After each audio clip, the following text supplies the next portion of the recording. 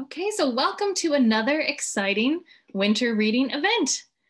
If you haven't already signed up to participate in the Winter Reading Challenge, it is not too late. You can go to greenvillelibrary.org/winterreading to get started on your challenge. Remember that you only have to complete 5 activities or books in a row, and one of those is a free space right there in the middle. This event counts as a space as well. That's the attend a virtual meet the author space right there. So look at that, you've already got 2 checked off. You just have to get 3 more and then you've completed the whole challenge. So if you complete, then you earn a voucher for a free pastry from Swamp Rabbit Cafe and Grocery. So you don't want to miss out on that. And if you hurry, you might be one of the first 300 participants to earn a limited edition winter reading mug. So check out that winter reading page for more details and how to claim your prizes. Everyone who completes the challenge is also entered into a grand prize drawing. And that includes a drawing for a Kindle Paperwhite, as well as free tickets to the Reading Appreciation Night game with Swamp Rabbits Hockey, and that's on March 27th. So those are some fun grand prizes. And 12 people will win those tickets. So you've got some good odds there.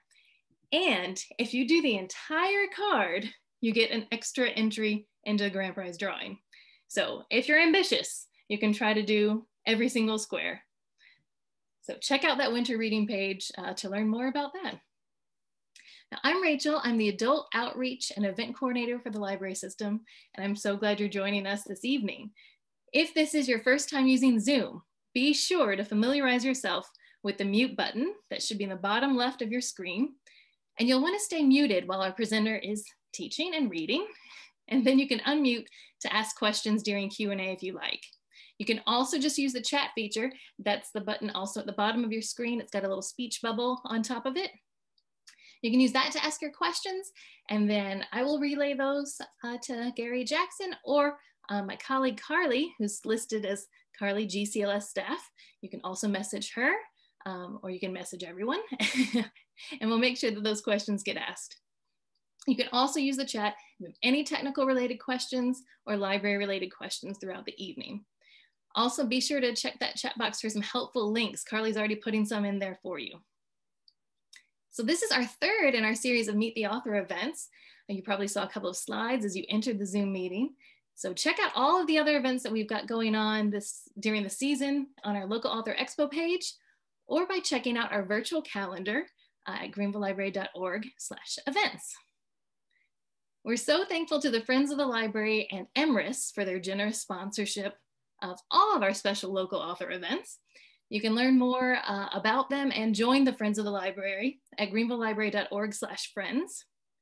And then the Emrys Foundation, if you haven't heard of that before, they build a vibrant literary home here in Greenville for writers and readers to celebrate diverse voices and the power of words. So you can learn more about them at emrys.org. So now we're pleased to welcome you to tonight's Meet the Author event with Gary Jackson. So born and raised in Topeka, Kansas, Gary Jackson is the author of the poetry collection Missing You Metropolis, that's Grey Wolf Press, which received the 2009 Cave Canem Poetry Prize. His poems have appeared in numerous journals, including Callaloo, The Sun, Los Angeles Review of Books, and Copper Nickel. He's been published in Shattered, the Asian American Comics Anthology, and was featured in the 2013 New American Poetry series by the Poetry Society of America. He teaches in the MFA program as an associate professor at the College of Charleston. So let's all welcome Gary Jackson. Thank you. Thank you, Rachel. Thank you for that introduction, and thanks just for hosting and putting all this together, you and the folks at the Greenville County Library. So I'm glad to be here, and I'm excited to be part of this Meet the Author series. We should just jump right in, huh? So like Rachel said, my first book was called Missing You Metropolis, so I'm actually just gonna read a few poems from it, and then I will transition to newer poems that come from, I have a forthcoming book coming out this fall called Origin Story, and I'll talk a lot more about this maybe at the end of the reading tonight. And I'll even read some newer poems, newer than that, that also deal with some different themes. And after the reading, I was planning on talking a little bit just about kind of two things really, kind of just how poetry is in general kind of meant to be this intimate experience in a way. And also I'd like to talk a little bit about like what I call poetry of witness. I shouldn't say what I call, a lot of people call it poetry of witness, and how poems are meant to kind of balance this idea of like private and public life, or the global and the intimate, the universal and the particular. Like you can kind of choose your binary. But let's start then with some poems from Missing You Metropolis. And this book is admittedly old. It came out in, I think, 2010. So it is like old enough to be in like fifth grade or fourth grade, which makes me feel old. So I'm going to read a couple poems that I haven't read out loud in a while, which should be kind of fun. And I'm just going to start with the title poem, which is Missing You Metropolis. And it actually has an epigraph from Batman. So if anybody out there thought the title rang familiar, you are correct. And I am a comic book nerd. And so here's the epigram. It makes me think about Clark and how he'd handle the situation, not just the bending steel and flying out. Clark could smile, that Boy Scout thing, but the boy doesn't have Clark, he has me. And Clark being Superman.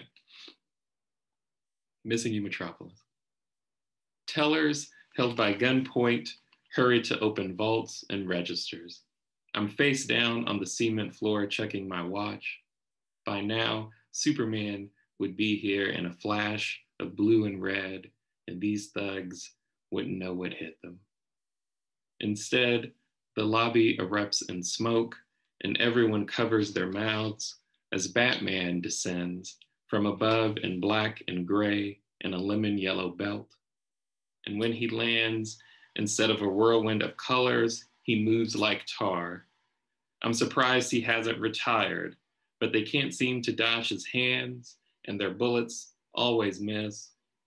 The smoke clears as he scans the room full of tellers and bankers cowering on the floor. What I wouldn't give for Superman's ungloved hand to help me up before flashing a wink or a smile to reassure me everything will be all right. But Batman is grimace set in stone. He tackles the ringleader, this hulking tree stump of a bastard. They collide like two boxers. And there is no heat vision melting through steel, no lift of bodies into the stratosphere until they are only specks set against clouds, no explosion of light that heralds victory. There are only the wet sounds of blood-soaked fists pounding flesh, the image of black boots bludgeoning skin, the onyx gleam of bat-shaped knives as they puncture veins, giving blood to fantasy.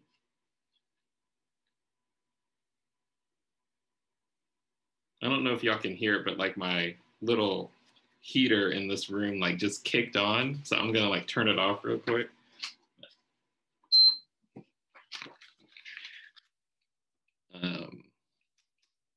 And now I'm gonna read a poem that kind of touches on a lot of themes that I end up exploring a lot more in my second book. This poem is called Gap, and you'll figure out what it's about as soon as I start reading it. Gap. Every year, my mother reminds me to place flowers on my sister's grave. On a Thursday, I buy red and yellow carnations and baby's breath. I drive alone. The oak that grows nearby has branches low enough to bear the grave's shadows. I do this for all of us.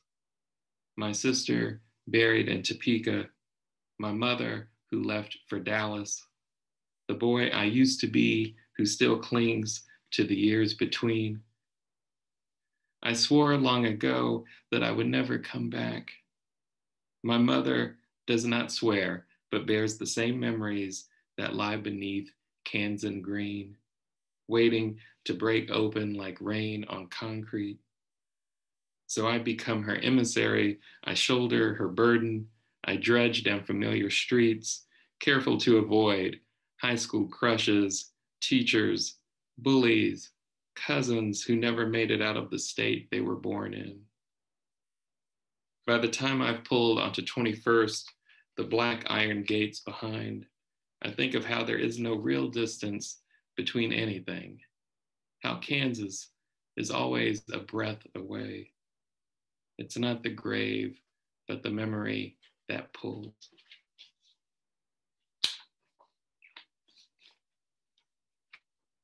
And then I'll just read one more poem from the book.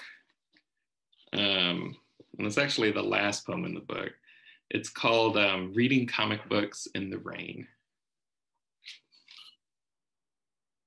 The words in small white balloons slide into each other under an ink mist as the paper puckers.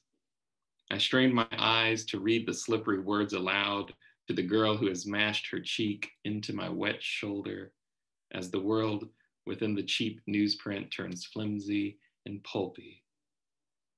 Looking back, I realize we should have stayed in that four-color world a little longer, escape for as long as we could, stave off Topeka, Kansas, the whole goddamn world by falling into another one. The panels may bleed beyond their borders, but they stay contained in our hands. The world outside bears down like a freight train. But on that day, a good day for reading comics, she presses into my arm, eager to see, and we indulge in the power to inhabit a world a page removed from our own.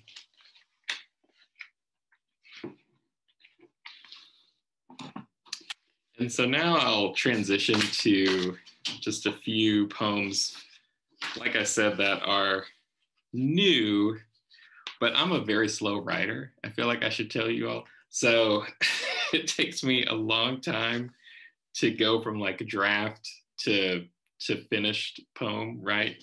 To publishable poem. And so even though these poems are newer, they are still like pretty old. These are from, just trying to see which ones I'd like to read first. So these first two are actually based on experiences I had living in Charleston, South Carolina. So like Rachel already said in the introduction, I teach here at the College of Charleston, which isn't far down from the street from y'all, figuratively, right? And I've been here since 2013, since fall 2013. And it takes a long time for me to write about the places I live. I lived in Korea, South Korea for a short while. I spent a lot of time in Albuquerque, New Mexico. And of course, I grew up in Kansas. Those are kind of like the four main places I've spent the majority of my life. With that said, out of those places, I've only written at length about Kansas and a little bit about Korea. And I'm still trying to figure out how I want to write about Albuquerque. And even though I've been living here, I'm slowly starting to figure out kind of how to write about the space that I'm in right now. And so these two poems are my attempts to do that. The first one is called After the Reading. And this is based on a true story.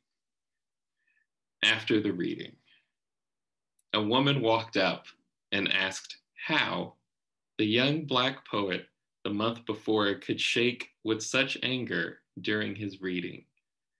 Is it really that bad? It can't be that bad, can it? I told her it was, and she said, maybe for you in Kansas, but here in Charleston, a nice Black man held the door open for me and my friends because people respect each other here, and those things you write about don't happen anymore. I live here too, I reminded her, and by here, I meant the world. But she was already off and talking about some professor that was BLACK Black, not Black like you, And when I was in college in the 70s, I couldn't understand why on earth he would come here to teach in a state where people just don't see that kind of black. The woman pouring wine at the reception exchanged a look with me, each of us with arched brows, asking the other, "Do you believe this shit?" Then another woman tried to help, said, "It doesn't matter what color anyone is, as long as you're willing to listen to one another's experience. But those young people who identify as different genders are beyond me." I must have been in a sitcom when yet another well-meaning woman realized they were all starting to look bad and tried to shut the whole thing down. Let's talk about the art on the walls, how good it is to host such a diverse lineup of poets, how everything's always been this awful. But it's getting better, isn't it? Getting better.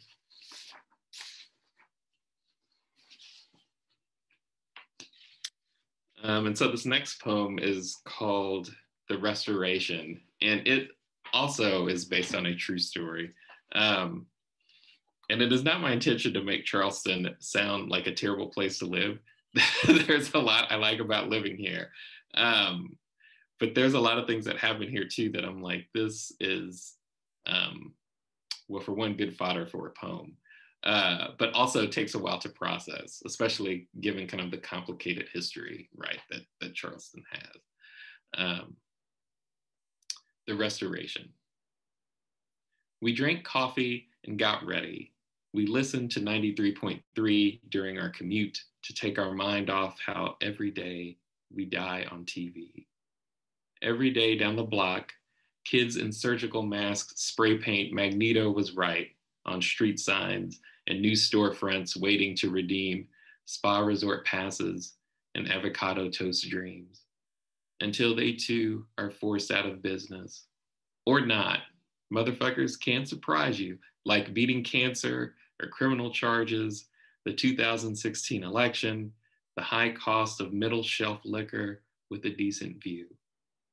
If you want to succeed, let them see you coming, our mothers once said, before asking if we wanted the switch or the belt. But an ass-whooping beat sitting at the rooftop bar, looking over the steepled skyline and feeling the pang of worlds we'd rather be, with 2 empty seats right beside us that stay empty for the next 2 hours, surrounded by people drinking and eating standing up, the wind threatening to blow their hats off their sunburned heads. Somewhere, right now, there are 2 people looking for those seats. We keep hoping they'll find them, find us. Let's have another drink, watch the muted news above a row of decent bourbon, wait to hear, to see if they make it to us or turn up on TV.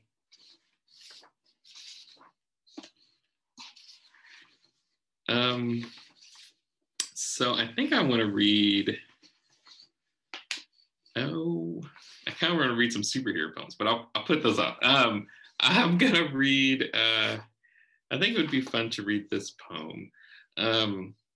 So I always wonder what people think, but like, you know, in my bio, I know there's the line about how I had a comic book published once. And as I've already said, like, I love comic books. So I have to always tell people that and tell myself that I was able to do that. But the name of the anthology, of course, is an Asian American anthology. And so I always know people are like, wait, what?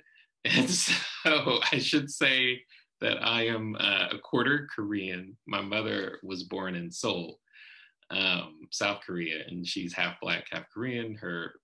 My grandfather was a Black GI, and my grandmother was a civilian. And so the second book that I wrote features a lot about their lives, specifically kind of my mother, my grandfather, my grandmother, and kind of their very kind of complex relationship. And so this poem, which is called Twiggy, is kind of a poem that kind of delves into specifically the relationship between my mother and her mother. And I should say too that Twiggy is a term. It's a Korean term that that basically means animal. There's kind of the closest translation, like hybrid animal, and it's a derogatory term that they use to describe people of like darker skin color. So it's like a racial slur there. So this poem is called Twiggy. Not every mulatto is created equal. Some get heckled on subway cars, lynched, or celebrated in ticker tape parades. My mother can't speak a lick of Korean and doesn't give a damn. Never says mulatto, but calls both of us mutts. Though I can't pass for shit but black. Ask the audience as I stroll in late. We could use a Heinz Ward to show us the way. Tell the boys shouting Twiggy on the subway, all of us are animals, our hybrid of body, of place. Mornings, I dream of kinked hair and cry. My mother's mother forgets who we are, speaks Korean over our heads, lost in language. My mother only nods. I know few words, my tongue full of friction.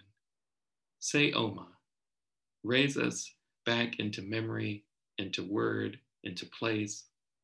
Once, a woman pressed into the pink nail beds of my fingers, said she could see my blood. My mother, mistaken for Hawaiian, for Indian, for everything but what she is. When I say I'll have no children, she says, I guess we'll be the only two left. Somewhere we are understood. My mother opens her mouth. I should also say too that like Oma is just like Korean for mother. And Heinz Ward, if nobody remembers or knows, like he was a famous football player for the Steelers.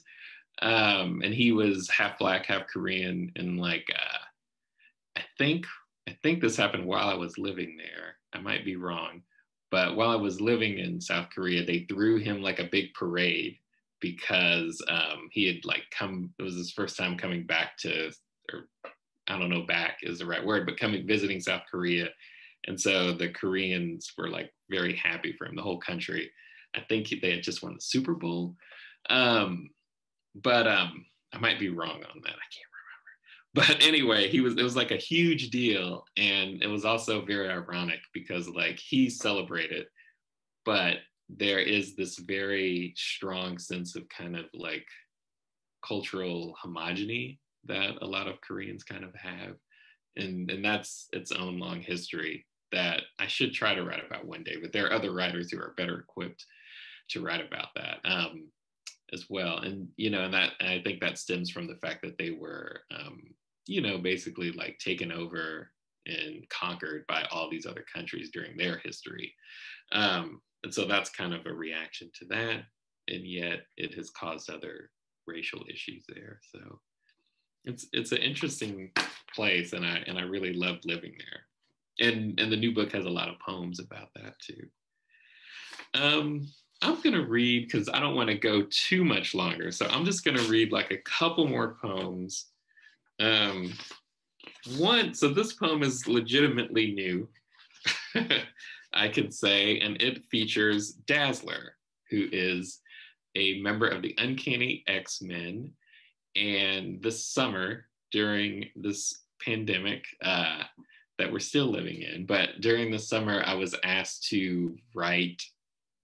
solicited to write a few poems that deal with music, which I thought was such a fun like assignment. I was like, yes, I will totally do that.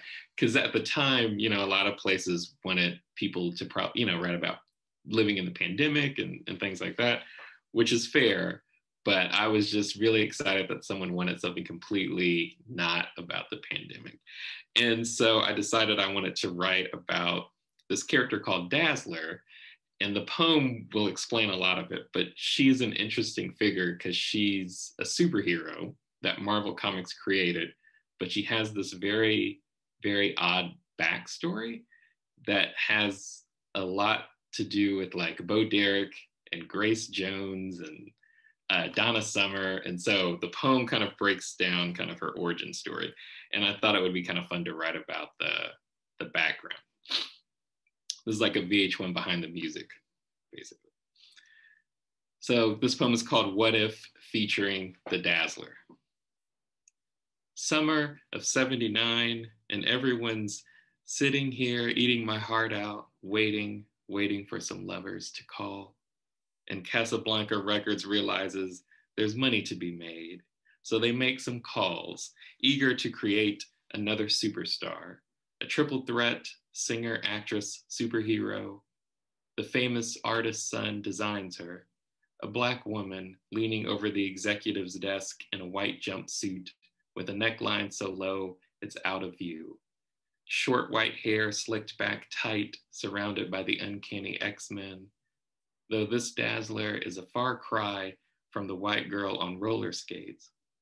This Dazzler is pure Grace Jones, fresh off of 3 albums, the next big thing.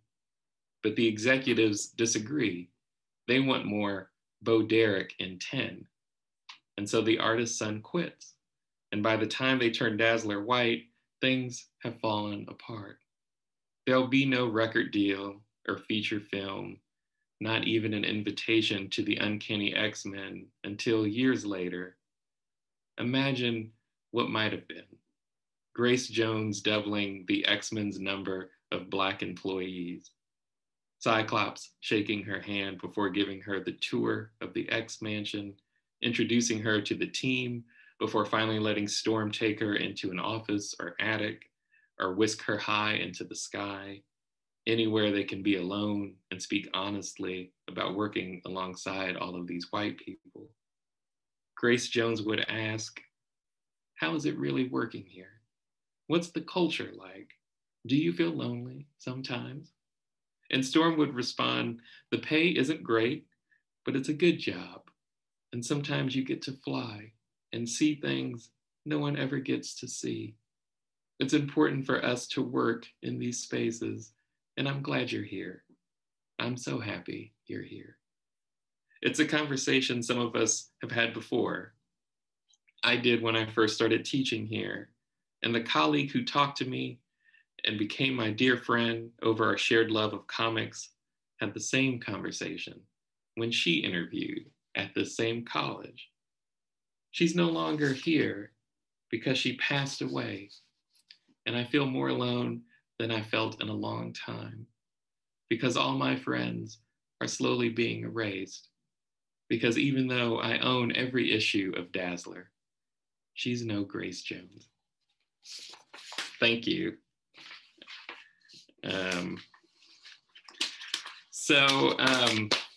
I'm just gonna talk, and I know we'll do like a Q&A here in about 10 minutes or so. And so people are welcome to ask me, of course, questions about anything, but if you have questions about any of the poems I read, you're free to ask as well. But yeah, I just wanted to talk a little bit, and not too much, but just a little bit about a couple things, like I said, this idea of poetry of witness. And it's something I've really kind of taken a liking to ever since I first started teaching, which was like 15 years ago. And it's something I really try to impart to my students. And so I'll try to condense what is usually like a very long, week-long discussion into, like 10 minutes.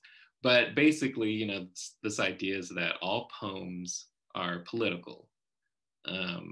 And I think a lot of writers and a lot of people who read, not just poetry, but any art, I think a lot of us maybe have this kind of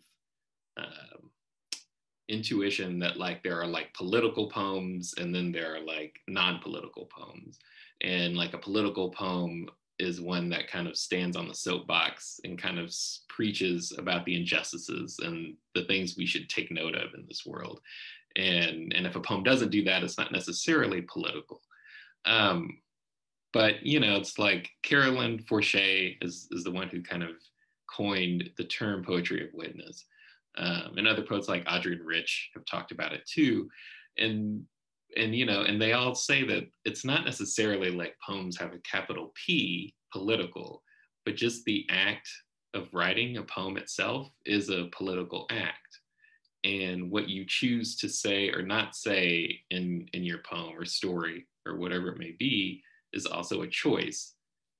that reflects a lot of like what you value and how you choose to reflect the world that we live in. And so I really try to impart this to my students, in that every poem you write is filtered through how you view the world. And every poem you write is trying to, and now I'm getting into like just what poetry can mean. Every poem you write is trying to communicate something to someone else just about your experience in this world. And to me, that is a poem of witness, you know, and those experiences can be external. You know, like if I use my own poetry as an example, you know, I write a lot about superheroes, but just choosing how I frame them, you know, in my poems is saying something, right? I'm making I guess, a political stance or making a statement, even though it may be pretty subtle. But also, you know, poems that are more lyric, that are more concerned with kind of the self and feelings, like those can be just as political. Because it's talking about like why you feel the way you feel, you know, to put it simply, and kind of, and where those feelings are coming from. And so I say this because I also think a lot of starting writers feel like they have to go through very, I don't know, you know, like very traumatic or very like extenuating circumstances or experiences to write about things that are meaningful, and you don't have to go through any of those things. You know, and it may just be an observation, and so that's where I get to like this idea that if you want to write about these big global kind of concerns or events, whatever they may be, you know, like racism, sexism, misogyny, you know, whatever, you're going to have a hard time writing about that if you try to tackle that idea head on, you know, like you're not going to be able to write a poem that just addresses any of those themes with a capital, you know, you're not going to, you know, with the capital R for racism or a capital, you know, M for misogyny. So you're going to have to write about an experience or a moment. And it's going to have to be a moment that you can really feel, in a moment that means the world to you. And I guess what I mean by that is that, going back to kind of my idea about what it means to write a poem, and how a poem is this act of conveying your experience to someone else and saying, I hope you take away something from this. In that sense, then the experience that you write about, I believe, has to be an intimate experience. Of course, I'm not talking about intimacy like sexual, but, you know, like it has to be an experience that you feel, and something you can write about so well, so clearly, so vividly, that the person reading it can maybe come away with those same feelings. And that's kind of the trick. I'm getting questions. So I just saw something pop up. Maybe I have time to answer it in a little bit. And so I'll keep talking though for now. And so by doing that, by addressing the particulars in this intimacy of experience, that's how you convey these larger kind of global concerns that you want to write about. You know, living here in Charleston, right? I have students who want to write about the history of this place, and sometimes they have a hard time. You know, like I can tell you one example. Like a student wanted to write about like kind of homelessness, or how people don't have enough to eat. And it was a fine poem, but it was just talking about, you know, like, this is a problem, you know, this isn't right. I see this, I don't know what to do about it.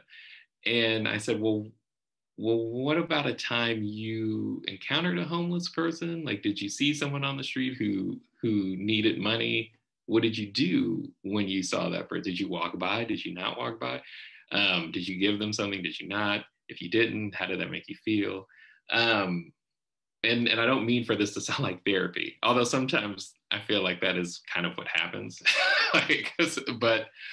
But the point was to make the student kind of sit down and think about like what their personal experience was.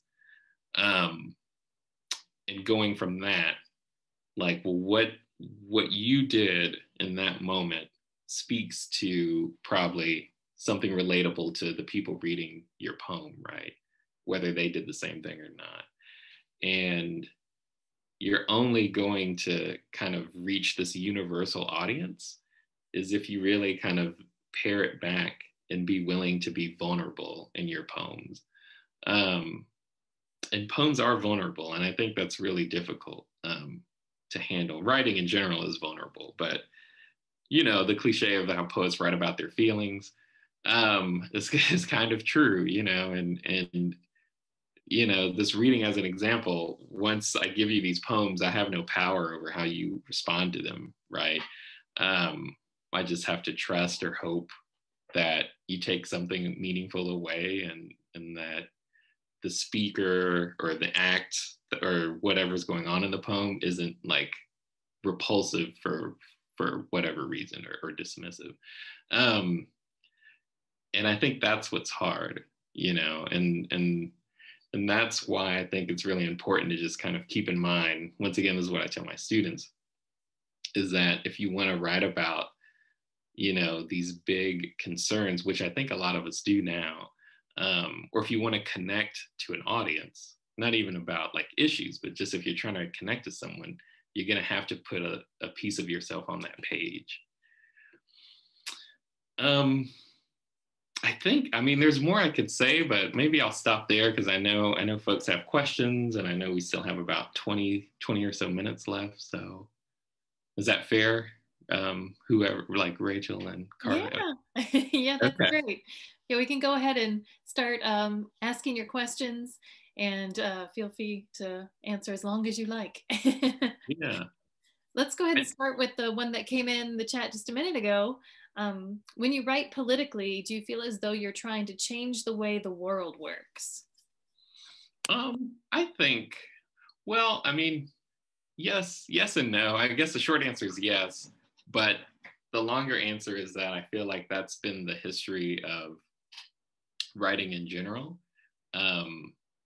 And I guess what I mean when I say that is I'm trying to write poems that reflect my experience.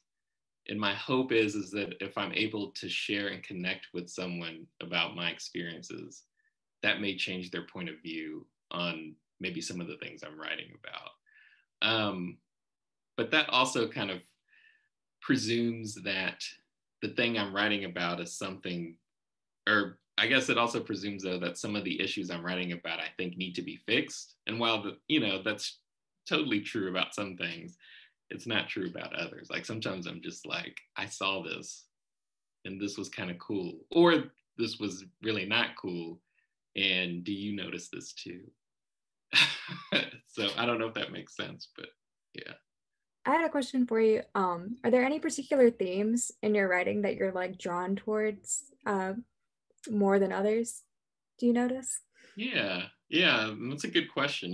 Like one of the things on my notes that I wrote down was actually writing about obsessions and just how I think obsessions are also really helpful to kind of write about, because those are the things you feel passionately about. Therefore, I think it's easier to kind of mine those obsessions for experiences. So for me, it's obviously superheroes is like an obsession for sure. And superheroes, and for the longest time, family. I was making this joke about how I was writing all these poems about my mother, and I was like, I've got to stop because I do not want that to be my like lead in to someone ask me what I write about. It's like, I write about my mother. No, wait, don't walk away. So for better or for worse, I feel like I've written all I want to write for now about my family. But superheroes are still very much, I'm just in love with that idea of fantasy, Okay. Did anyone want to unmute themselves? I don't want to step over anyone's toes if you're ready to ask a question. All right, we've got one. Could you elaborate on how you emerged as a poet, teacher, author? Oh, wow. That's like my life story, kind of. I can give you like a quick version. Poet, teacher, author. Was that the list? That's right. Poet, teacher, author. Okay. So poet came first, I guess. I was an undergraduate at Washburn University in Topeka, Kansas. And I never took myself too seriously as a writer until like my junior, senior year. A poetry professor of mine, because I enjoyed writing. So I was taking poetry and fiction classes just because it was fun and I was an English major. But like my junior, senior year, my poetry professor at the time pulled me aside and she said, "You're not terrible at this." And that was like a direct quote. And she says, "You," and I was like, "Okay." And she was basically like, "You should consider doing this or doing something, go to grad school, do something." And I was like, all right. And so that's when I started kind of taking poetry seriously. I went to grad school. I did well, I got my MFA. It was all well and good. And I had a teaching assistantship, which allowed me to teach to supplement, my tuition. That's how I kind of fell in love with teaching. I got to teach intro classes as a grad student, intro to poetry, and then, like English comp. And, after I graduated, my book came out about a year later. And that just kind of opened everything up, for me. Like, I would say you'd be surprised, but you probably wouldn't be surprised. Like, having a book opens a lot of doors. And from there, I was able to get like jobs teaching until I finally got here. And the rest is history. So we had a couple other questions coming in the chat. Are there any virtual like forums for beginning poets that you would recommend for feedback? Virtual forums. I don't know of any good ones, or I don't know of any. I shouldn't say they're good because I don't know any good or bad. That's an excellent question. I don't. I'm sorry.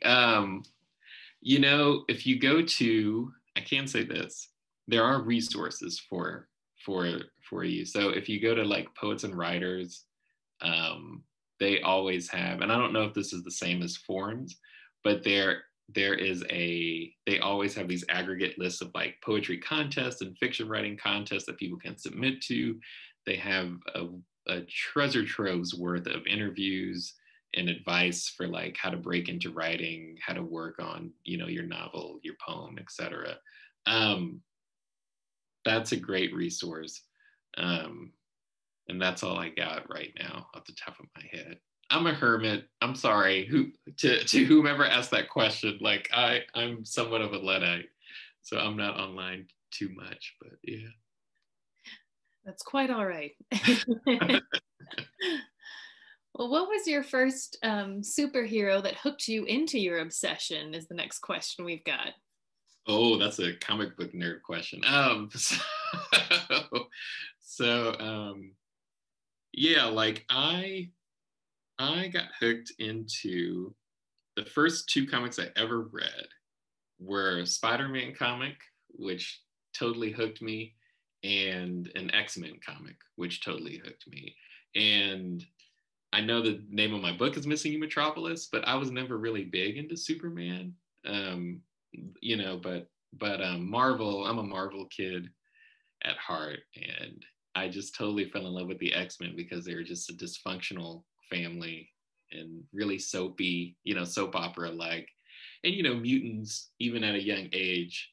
I read my first comic when I was like 9 or 10, and I understood immediately like, oh, this is totally just a metaphor for being, part of an underrepresented group, and dealing with discrimination and prejudice and things. So that hooked me. And Spider-Man, of course, is like an everyman.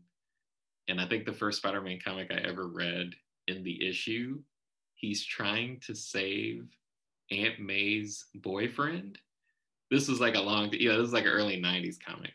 And he fails. Like, the boyfriend dies of a heart attack of all things. And so that was my first like experience reading Spider-Man, and he was just so distraught at the end of it. I was like, oh, oh, he like fucked up.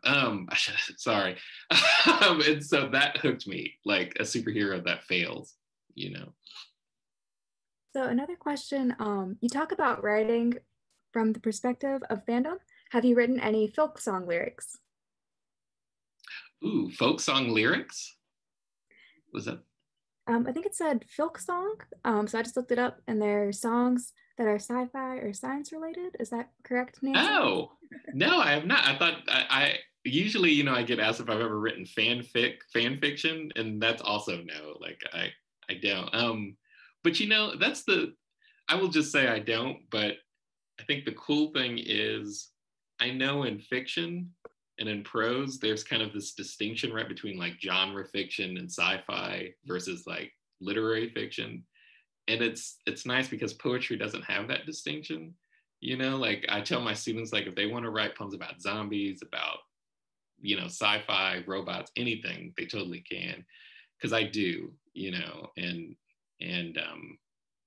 there aren't copyright laws that prevent you from writing about popular characters in your poetry, so you totally can.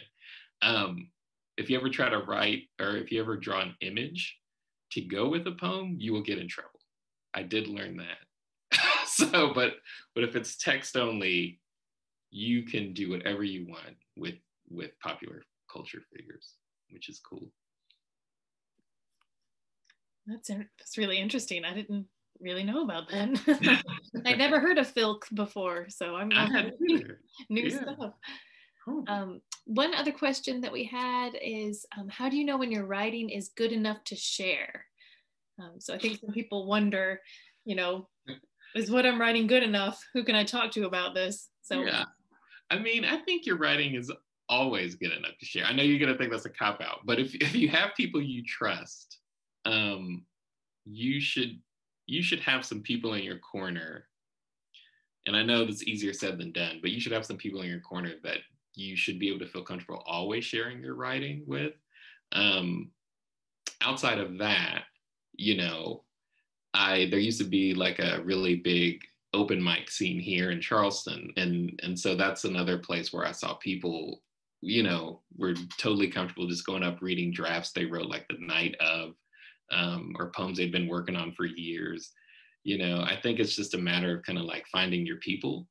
But yeah, I mean, I would encourage you to find someone, because I do think it's important to share your work, and you don't have to share it to like a big group of people. I speak from experience. I have a hard time myself. But yeah, you gotta have like 2 or 3 people in your corner. So you mentioned that it can be kind of hard for you to share your poetry. What would you say is the hardest part of writing poetry for you?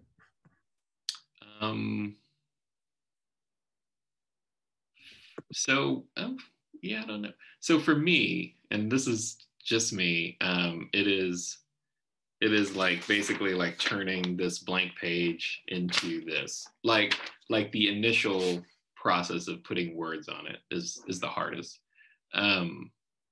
I have many friends who claim the opposite. So who think like the hardest part is the revising. So they can get something down, but they have a really hard time like massaging it into a finished product.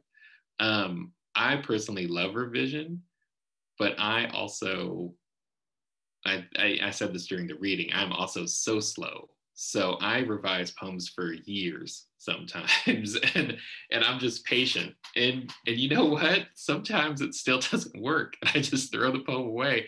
But it doesn't bother me for whatever reason. Maybe I'm just built that way. But yeah, I have a really hard time turning a blank page into something, putting words on it, and figuring out where to go. One other question we've received is, do you think poetry is going to have a second wave of popularity after Amanda Gorman's recent performance? Absolutely. Yeah. Yeah, I think it will. I don't know what it'll look like. Like I don't know how that will translate, but I do know because she's reading it like the Super Bowl, isn't she? So I mean, yeah, Clearly, clearly, poetry is gonna have some surge of popularity. I don't know. Yeah, I don't know what it'll look like, but yeah. So we got one just in the chat. Have you ever begun the poetry creation with spoken words rather than with printed words? What would that do to the process for you? Yeah, I have, and honestly, that's a good question because it's kind of making me take inventory, and I probably shouldn't do this right now because it would take too long. But I compose a lot, maybe not necessarily spoken word. Well, yeah, like when I take walks or when I'm just kind of in my head, I actually compose a lot like up here before I ever get to the page. Um, and and I would say, like I think that question, Carly, was like, how does it change the process? The spoken word. Yeah. So I would say, to me, the more I can compose the first few lines and get kind of a sense of the rhythm and kind of how it flows up here, the easier it is to get like that first draft. So that's like a great question to talk about the previous one. It becomes a lot easier to turn that blank page into something. Um, on the flip side, if I'm just sitting like in front of my computer, just trying to type something, usually it's a lot more frustrating. Um, and it may be because the words are coming as I'm trying to figure out things like the rhythm and the line and things like that, the prosody. Whereas if I do it up here, I get some of those elements of craft out of the way first, or not out of the way. I kind of hammer them out first, and then I can address them more when I type them. All right. Another question is, do you find it easier to be more vulnerable the longer that you write poetry? Yes. I should say more, but that's, but yes. And once again, I'm not saying that's a byproduct of writing a long time. I think more just I've become more comfortable, and I was very comfortable when I first started too. Like I had a dear friend who committed suicide, and so the first book, Missing in Metropolis, talks a lot about that. There's a lot of poems in there about that. So even when I first started writing, I found that it was easy for me to be vulnerable on the page, but it certainly gets easier with age. So yeah, I just had a question in the chat. Could you use your poetry to produce short stories? I wonder, is that question about me personally, or is that like a general question about how like could poems become short stories? I don't, but I think you could. And I do have some poems that are prose poems, and I do feel like, so I guess, yeah. So I have these prose poems that just don't have line breaks, and they're kind of telling a story, honestly. I don't know if it's a successful story, but they are kind of this hybrid between poem and fiction. But I think you could, if that person is wanting to know, you could totally turn it into some flash fiction. All right. And then we have a follow-up on that last question. Have you ever done a poetry comic book?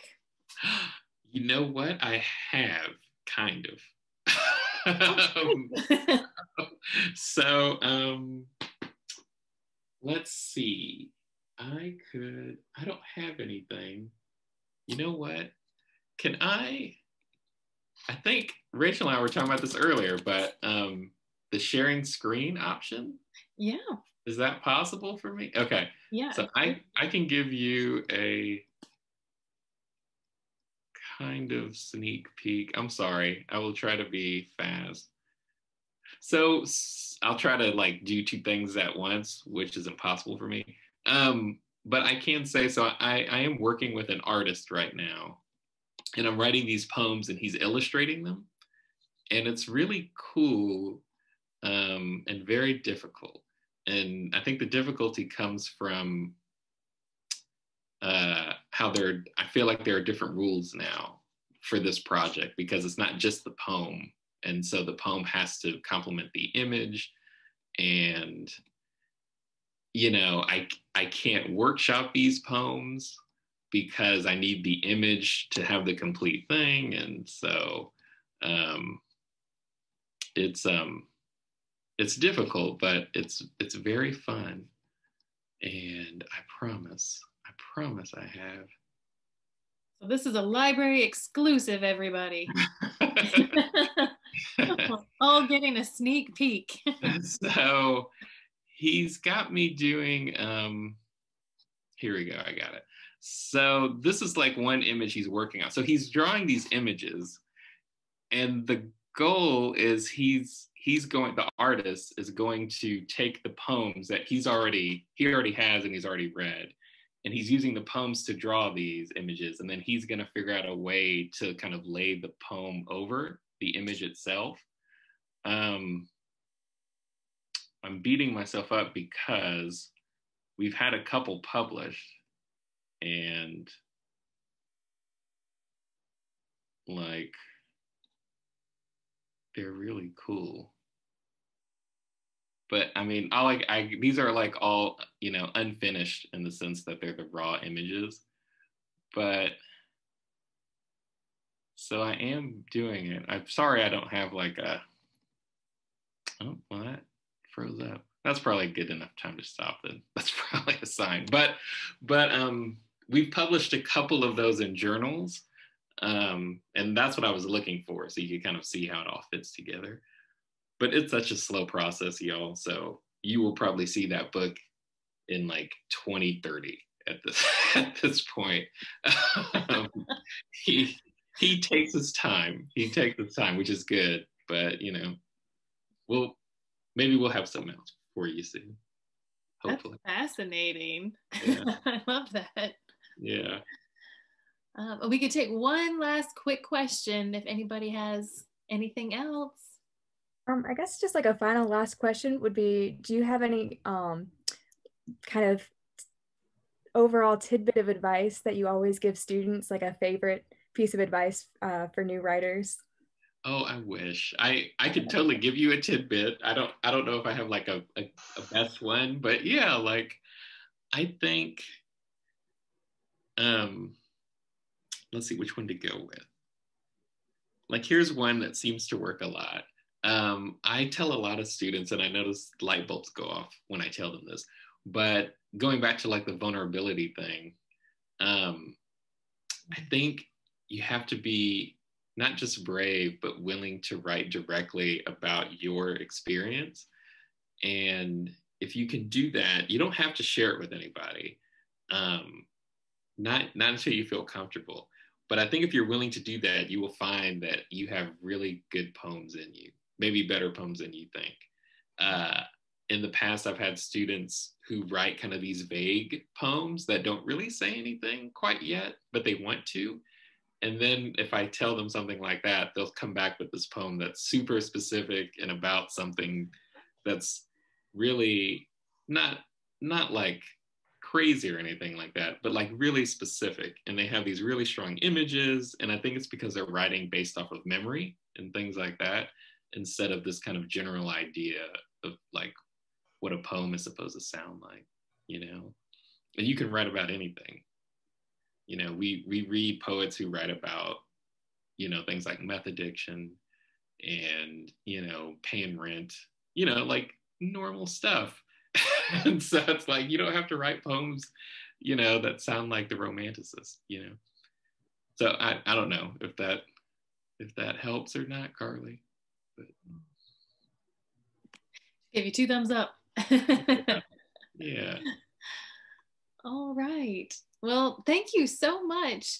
I know if we were in a room, we would do a big round of applause, but it's hard to do over Zoom, but consider us applauding you. Yeah, I will take it. Thank you. Yeah, thank you. This was great. Yeah, we so appreciate you sharing your time and incredible talent. And I know I personally really enjoyed the readings and getting to hear some of your new work too. That was wonderful. Thank you so much. Yeah, thank you. And I was going to say, anybody out there who has questions too, you can find me on the College of Charleston website. I know there are some questions about finding communities and things like that. So if I can help you, I will. My students take up most of my time, but feel free to shoot me an email, anybody out there. Oh, that's so wonderful. What a generous offer. Thank you so much. Yeah. Well, thank you all for joining us too. And thank you to our sponsors, the Friends of the Library and Emrys, for yet another fantastic local author event. And don't forget to register. We do have one more Meet the Author event coming up at the end of the month. That's with Catherine Smith, and that's in late February. And she's going to be discussing her forthcoming book, Baptist and Bootleggers. So that one's going to be an interesting one. You don't want to miss that either. And of course, remember that attending virtual library events helps you on the Winter Reading Challenge. So as always, follow us on social media. Sign up for our e-newsletter so you don't miss out on any of our special events. And thank you so much for attending tonight and for your great questions. And thank you once again to Gary Jackson. We look forward to seeing you all again soon. Have a great night. Thank you. Thank you, Gary. Appreciate it.